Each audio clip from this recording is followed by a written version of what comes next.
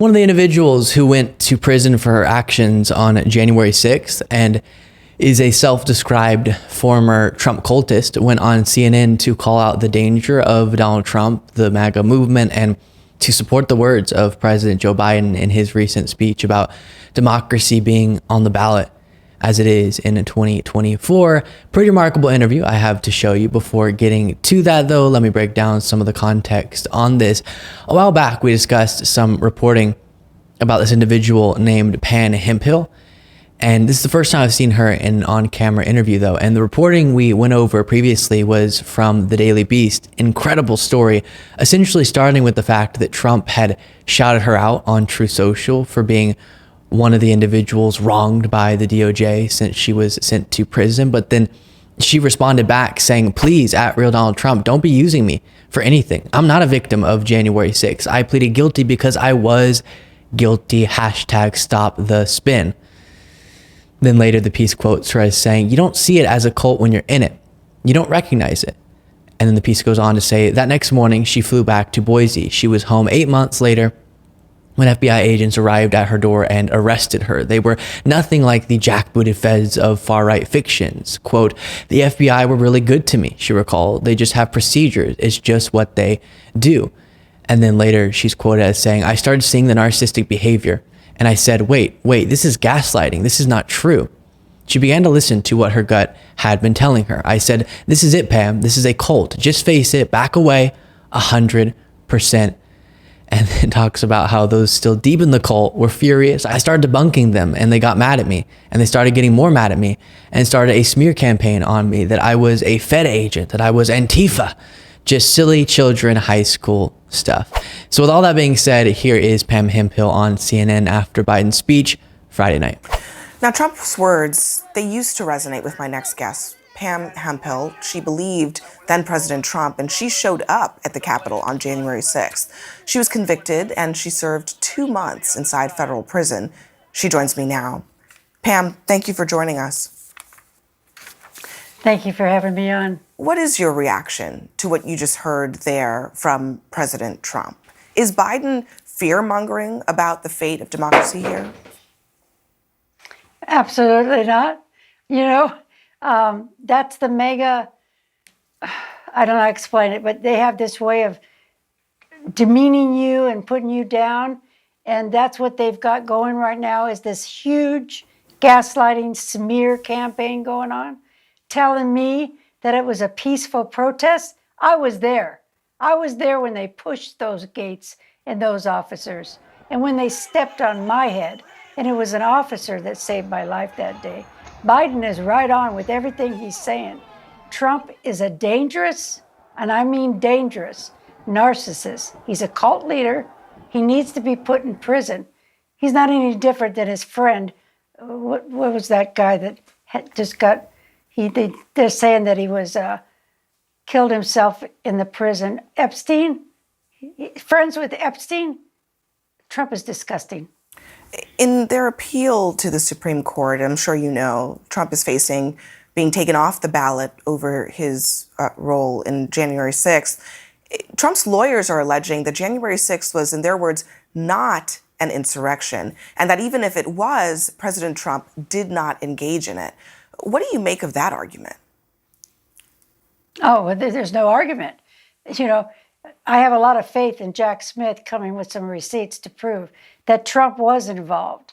He asked us all to go down there to that Capitol. Why? You know, he already had his speech. Why did he want us to go down there? I'll tell you why. Because he had a plan, along with a lot of other people. And why haven't they made Mike Flynn and Steve Bannon responsible, come forward with, you know, talk to them? They know what happens. But no, you know, I can't say enough that I really believe that Trump was involved. Trump knew exactly what was happening that day, and he set us down there. It was a trap, you know, and he didn't. And the lie that Nancy Pelosi was responsible for not having the National Guard, well, I debunked that one. That's not true. Trump didn't call the National Guard or whatever, whoever had that authority. It wasn't Nancy Pelosi. They do nothing but lie about everything.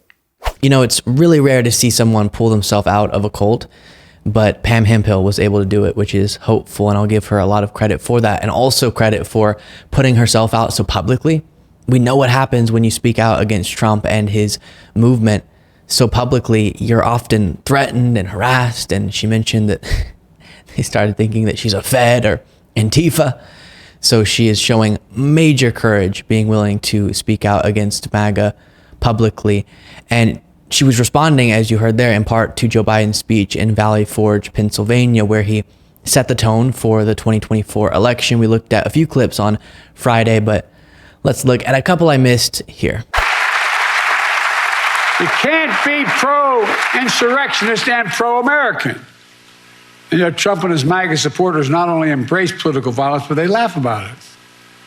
At his rally, he jokes about an intruder whipped up by the big Trump lie, taking a hammer to Paul Pelosi's skull and echoing the very same words used on January 6th.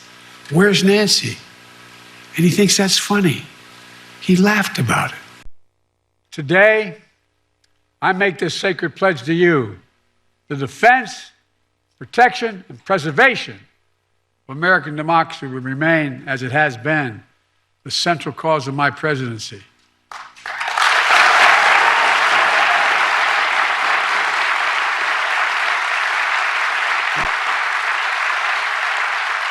America, as we begin this election year, we must be clear. Democracy is on the ballot. Your freedom is on the ballot. Yes, we'll be voting on many issues. On the freedom to vote and have your vote counted. On the freedom of a choice. The freedom to have a fair shot.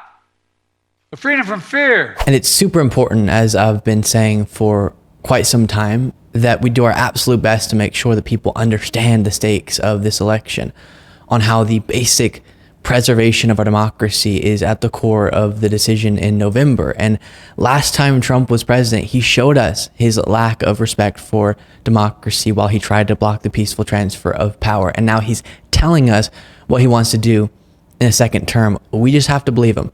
Here's Biden reminding people of that in his speech. He calls those who oppose him vermin. He talks about the blood of America as being poisoned, echoing the same exact language used in Nazi Germany. He proudly posts on social media the words that best describe his 2024 campaign, quote, revenge, quote, power, and quote, dictatorship. There's no confusion about who Trump is, what he intends to do. And of course, Trump has been proudly running on the promise to lock up his political opponents, is saying the government should come down hard on media outlets he doesn't like, has called for the termination of the Constitution, and on it goes. There should not be a single ounce of confusion about Trump's plans. We just have to take them seriously and vote accordingly. Make sure you are subscribed to the YouTube channel.